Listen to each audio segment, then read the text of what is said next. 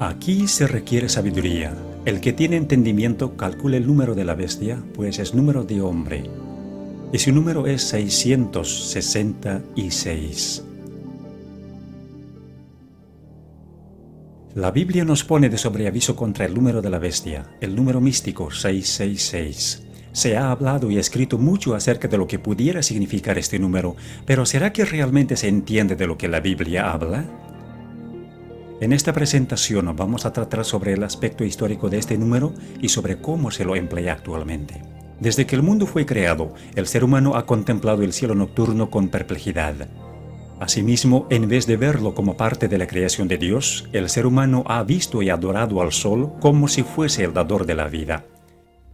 En la Babilonia antigua, el primer imperio que conquistó el mundo, la adoración del sol se convirtió en una religión astrológica que ha perdurado durante siglos. Se ha trazado la trayectoria del sol en el cielo y se la ha dividido en 12 casas que marcaban las diferentes posiciones del sol durante el año. A su vez, a cada casa se la ha dividido en 3 cámaras, con un dios señalado para regir sobre cada una. Luego a cada uno de los 36 dioses se le ha asignado un número del 1 al 36, cuya suma daba el número místico del dios principal, o sea, el 666. Este dios infundía temor a la gente, por tanto se usaban amuletos para apaciguar su ira. Sus seguidores usaban ciertos símbolos para evitar los males.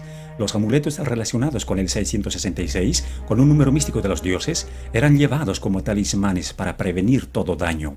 Pero con eso los portadores estaban mostrando su lealtad al dios de la astrología.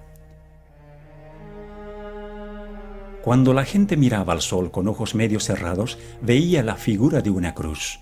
Por tanto, la cruz fue uno de los primeros símbolos del dios solar.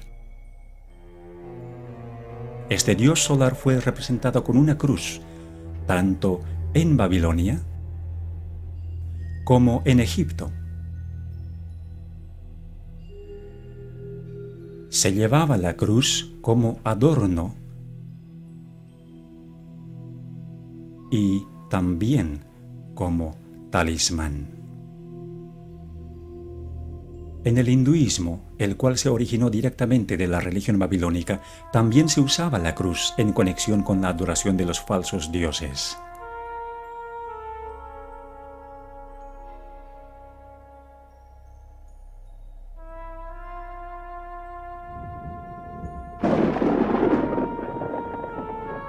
El trueno era una señal de la ira del dios solar, cuya arma era el relámpago. Por asociarse con el dios 666, al rayo se le dio el valor místico del 6, al igual que a la flecha y al clavo, los cuales se usaban para simbolizar al rayo y para servir de amuletos.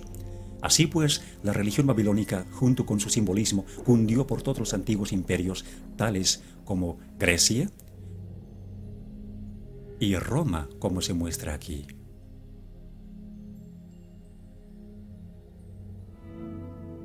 Como consecuencia, el rayo es todavía parte del simbolismo hindú.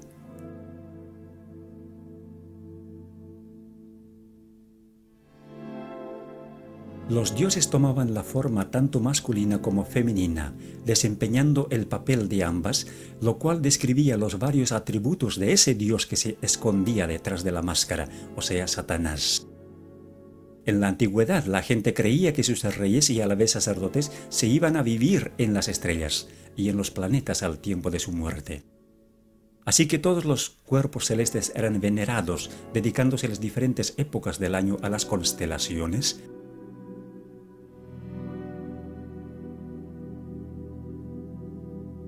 y los días de la semana a los planetas o dioses.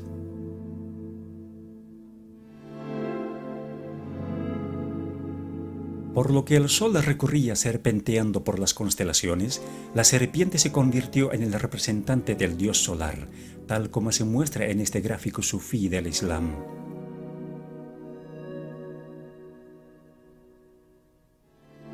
Frecuentemente se veía la serpiente en los templos paganos. Muchas veces la serpiente vigilaba la entrada, como en este templo egipcio. en este templo griego?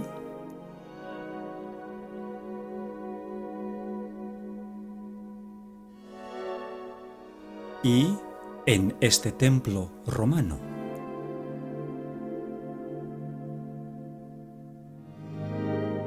Aún más, la serpiente se halla en los templos chinos, en los templos hindúes, en el budismo de Tailandia y en el templo del culto al sol en México, la serpiente vigilando la entrada. La serpiente cuidaba a los reyes sacerdotes, como también a los muertos. En todas las falsas religiones del mundo, la serpiente tomaba la posición de un representante del Dios principal. Incluso se lo representaba como el vástago prometido, el Mesías, y adorado como tal, tanto en forma de serpiente como en forma de persona, y a veces ambas.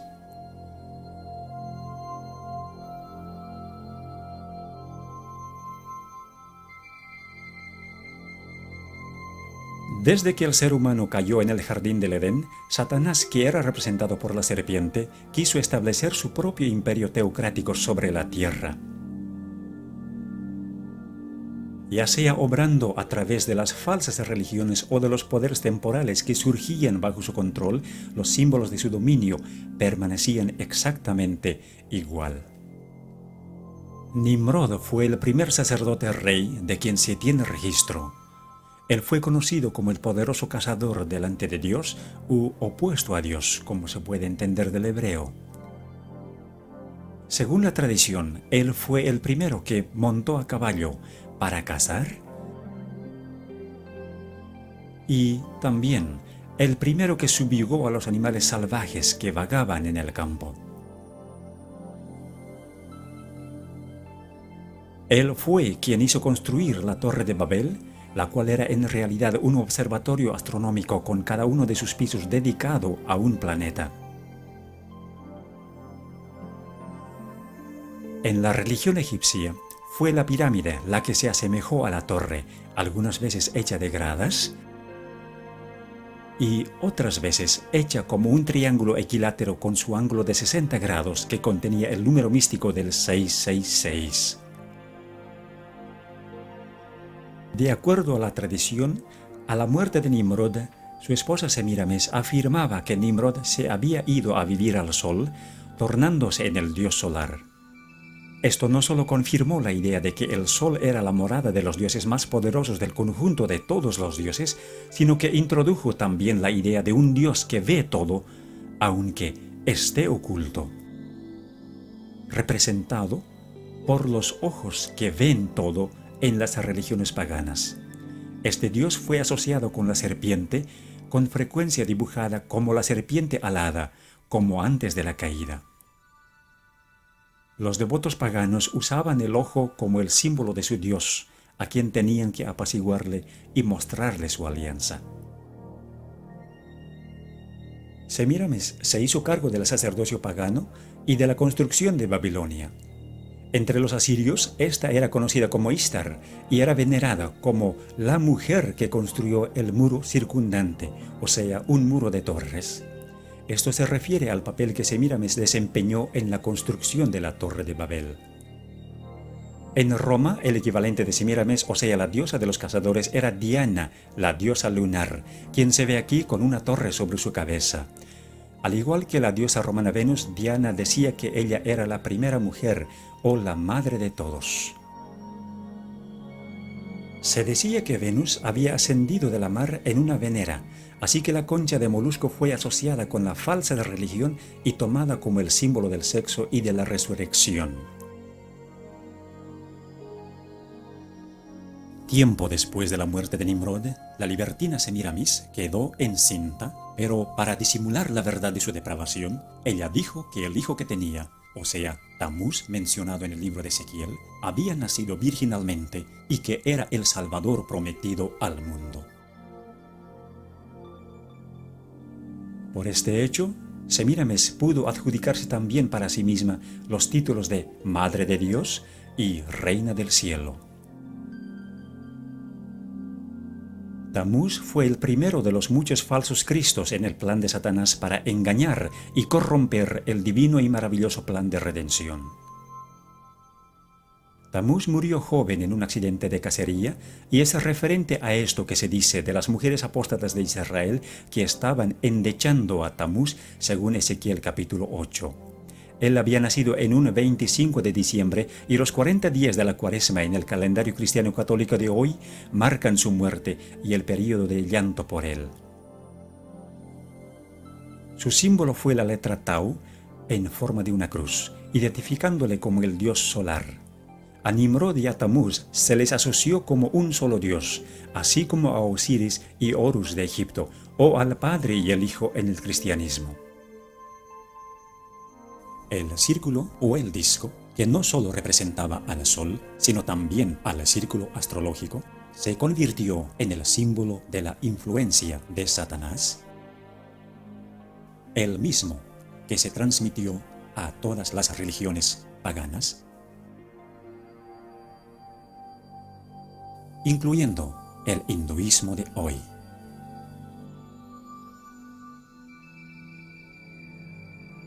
La disimulada adoración de Satanás en las religiones paganas se simbolizó con los animales más fuertes e imponentes.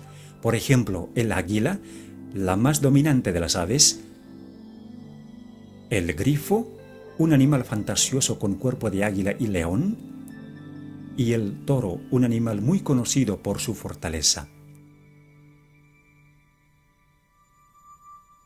Se usaba ese mismo símbolo en Egipto. Cuando los hijos de Israel salieron de la cautividad de Egipto, fue el becerro egipcio o el toro sagrado que adoraron al pie del monte Sinaí mientras Moisés recibía de Dios los 10 mandamientos. En Roma se veneraba al toro del mitraísmo. Frecuentemente se unían los símbolos, como se ve en este sello cilíndrico de Babilonia, en el que el dios solar tiene alas de águila y tiene también la forma de una cruz. O como en la religión egipcia, donde el disco solar y las alas de águila estaban unidos, o el toro, la serpiente y el disco juntos. En Roma, el culto a Mitra surgió de la unión de la serpiente y el león, en tanto que Mitra sostenía las llaves del cielo y del infierno. En Egipto estaban las cruces de Asa o las llaves de la vida. Cuando los babilonios observaban la puesta del sol, les parecía que el sol caía en el mar, convirtiéndose entonces el dios solar en Dagón, el dios mitad hombre y mitad pez.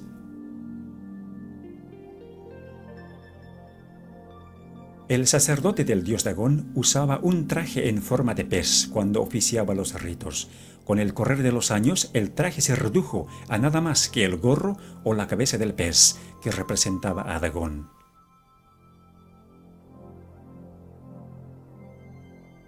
El sistema astrológico de Babilonia fue transferido a otras religiones paganas, mientras que los símbolos del zodíaco egipcio se mantuvieron básicamente igual y perduraron a través de las religiones paganas, tales como el mitraísmo, hasta tomar la forma de la adivinación que se conoce hoy. El globo representaba no solo este mundo, sino también las constelaciones astrológicas que lo rodeaban. Siendo que los líderes de los imperios eran también los sumos sacerdotes de las religiones, los símbolos de su poder eran también los símbolos de la religión.